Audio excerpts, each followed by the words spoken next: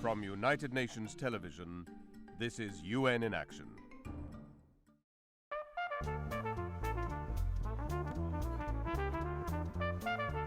World demand for chocolate continues to climb, but cocoa production struggles to keep up. Most of the world's cocoa is produced by some 6 million smallholder farmers. Besides aging trees and unsustainable farming methods, farmers are also fighting a surge in pests and diseases. Mars, the world's second largest chocolate company, predicts that in 2020 there will be a shortage of 1 million tons of cocoa. Siti Asmayanti, a manager at Mars, realized investing in farmers was critical. We need to do something to improve the productivity of the cocoa. We need to do something to help the farmer to triple their yield. Farmers like Ahmed Darise. Ahmed lives in Indonesia, the world's third largest producer of cocoa. And in his village on Sulawesi Island, almost everyone grows it. Ahmed himself has been farming cocoa for 20 years. But he had to fight against pests and diseases. 2 years ago, he almost gave up. Sometimes I became very hopeless. Where could I go from here? How could I go on if I didn't have any more money? Sometimes I was so confused. I got headaches. I'd even cry at home. How would I solve this problem? Ahmed's neighbor, Mimi Abudoho, has a similar story. She has 1,000 cocoa trees, but her yield was so low that she couldn't support her family. Farming cocoa was very difficult for us because at that time we didn't know much about cocoa. All that changed in 2011. Mars partnered with the Indonesian government and the UN's International Fund for Agricultural Development, or IFAD, to open this Cocoa Development Center. Ahmed and Mimi are among the 500 farmers who have come for training.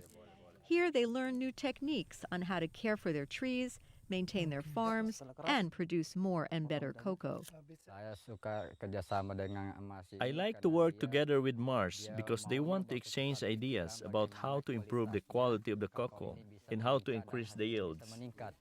And for Mars, this mutually beneficial relationship is an inherent part of their philosophy. One of the Mars principles is mutuality.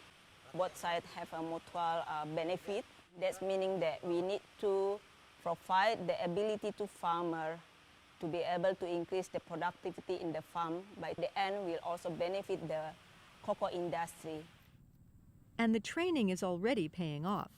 Back on her farm, Mimi applies the new technique she has learned. A year ago, she used to only harvest 50 kilograms of cocoa beans twice a year.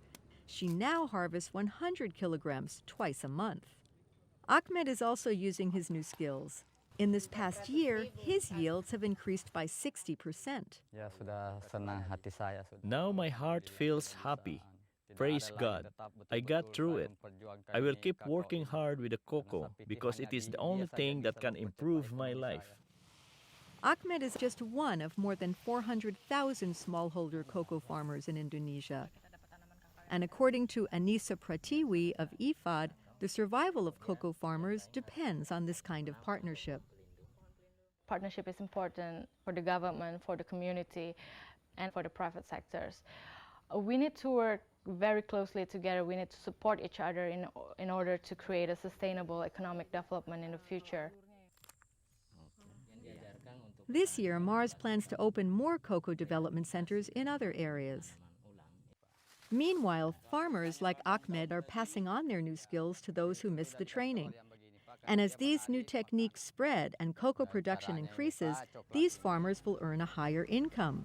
Chocolate companies will get a continued supply of good quality cocoa, and chocoholics around the world will still get their fix.